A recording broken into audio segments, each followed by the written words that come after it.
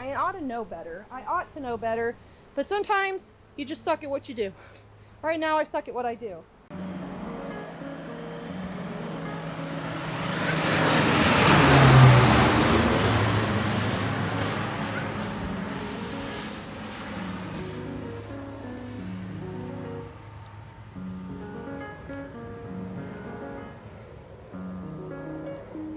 Literally, it's just that time of year where we've got helicopters constantly flying overhead, and we've constantly got these propeller planes that are basically doing one last sprays of fertilizer or herbicide.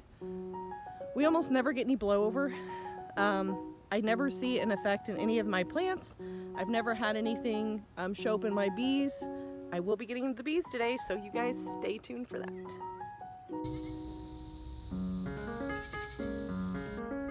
So of course, the first time that I'm getting back into my beehive since we got rained out last time, it would be like 90 some degrees, high humidity, and I've got so much to do and to bring to my hives. We've got to use the old John Deere wagon to get everything down again. But hopefully I remembered everything this time and I won't have to make extra trips. Okay guys, so today I'm going to get back into the lilac hive. And I'm gonna try to get into all of these hives. I'm fully geared, I've got smoke, I've got sugar water. The only ones I'm really concerned about are gonna be honey locust and buckeye, because those guys always kind of just give me lip all the time. So I'm gonna go in and look. I have hive beetle traps with me today. I have ApiGuard strips if I feel like I need to start treating now. I've got my in-house feeder so that for our lilac, I'm really hoping to put this on top, this new brood box, so that they can start building up and encourage them to start making stores for winter, because they're a little bit behind as far as a walkaway split and requeening themselves. So I'm gonna go ahead and get to it, guys. I will bring you back when I find something interesting. But let's see what these guys have been doing. It looks like they've been pretty productive.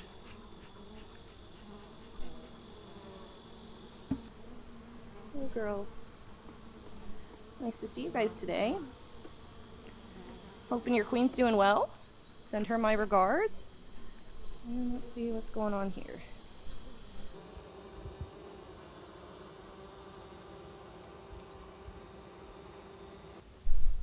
Let's see what frame number 2 has. If I find eggs, then I'm done. I can leave them alone and do what they're gonna do. Let me see here.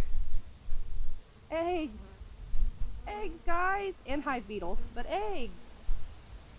It's a good laying pattern too. Wonderful! Good job, Queenie! I might go ahead and I'm gonna put a hive beetle trap in here. So I got these hive beetle traps off of Amazon. I'll link them down in the description below. But basically you've just got these. And I'm going to put vegetable oil in these, but these slots make it to where the hive beetles go in, but they don't come out because they get trapped in the oil. But they're small enough that honeybees don't go in and get trapped. So I did bring in some, I brought some of my oil from inside the house, just some like regular old vegetable oil. And I'm gonna just pour it over here. You want to be terrible with it too, obviously.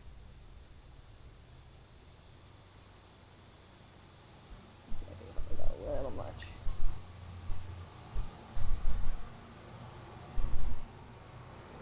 There we go. That seems to be a nice. Oh, I knew I was going to do that, but there you go.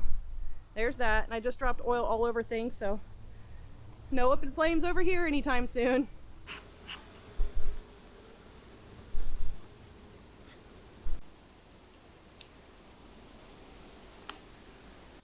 So after actually looking at the frames a little bit better, they are building at a pretty good rate, and with their queen up and going, and with some of the fall flowers coming into bloom, I think that it's okay to go ahead and add this deep brood box along with the feeder to encourage them to grow, set up stores, give the queen more room to lay, and move those honey stores up.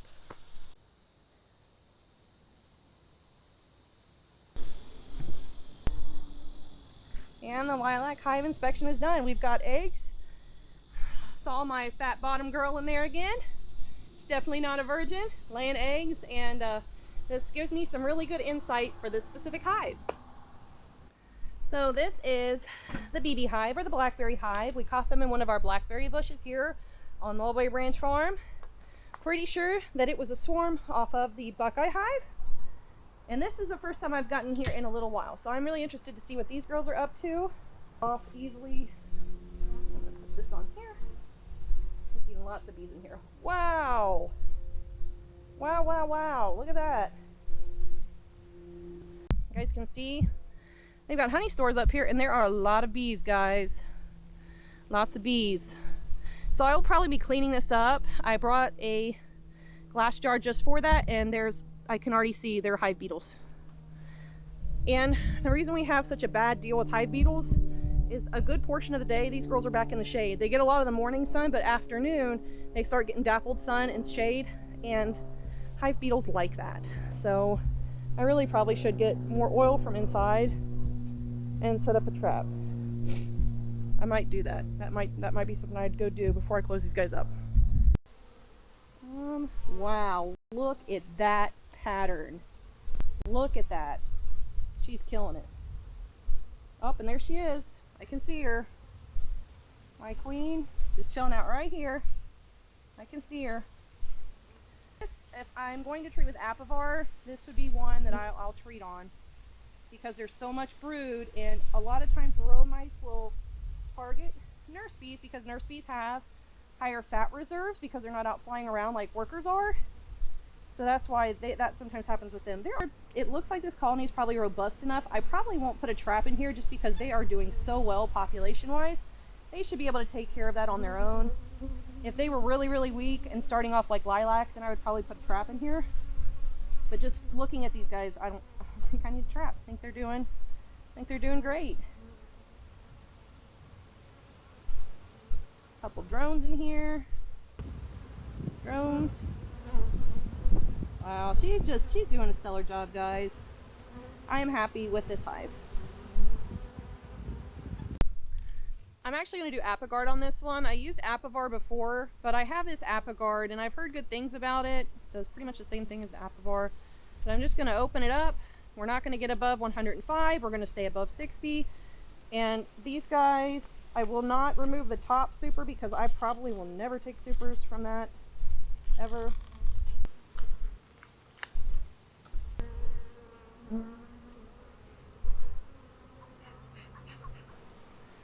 And this is just set up top because they'll walk all over it, spread it, and it'll be good.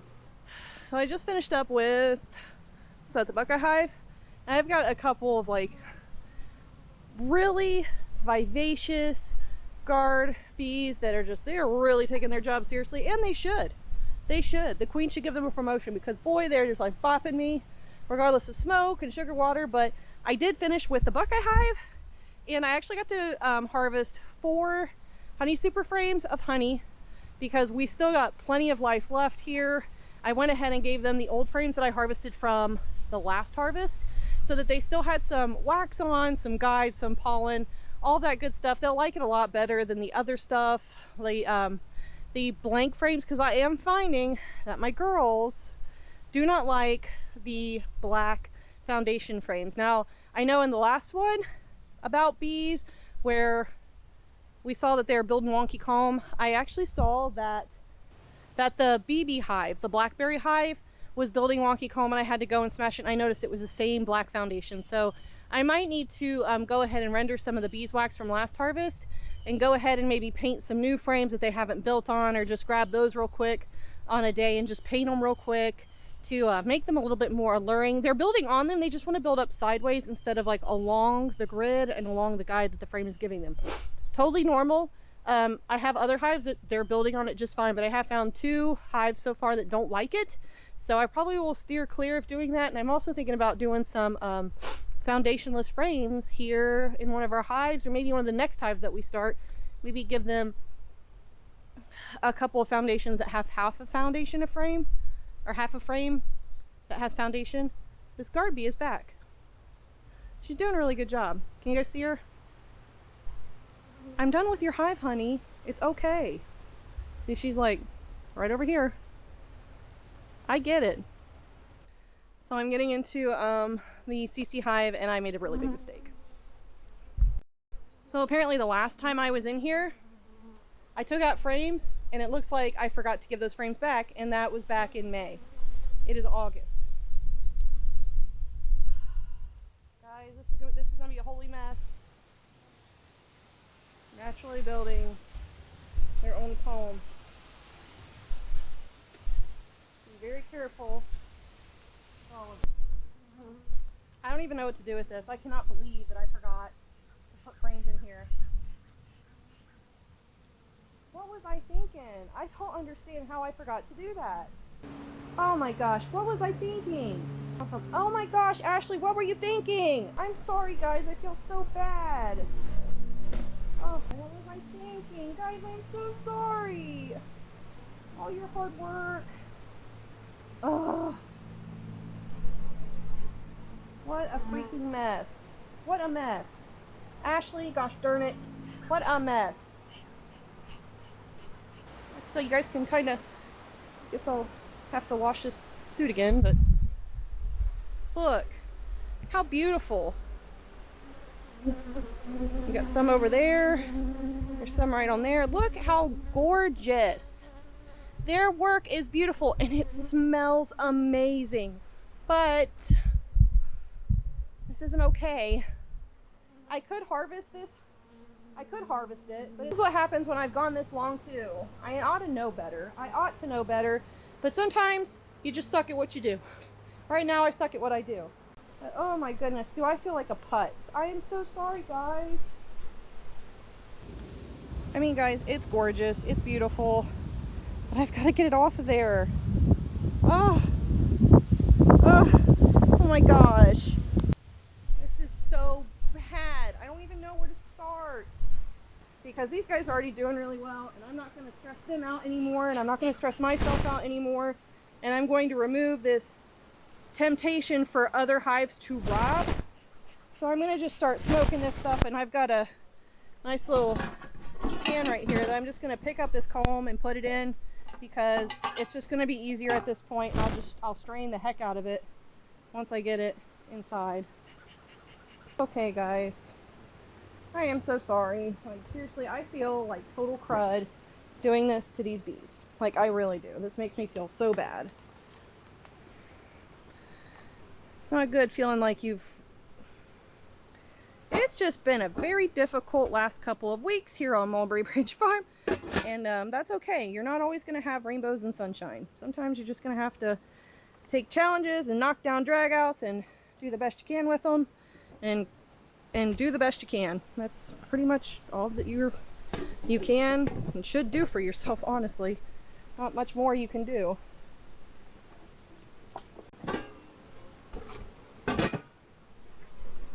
This was not my intention.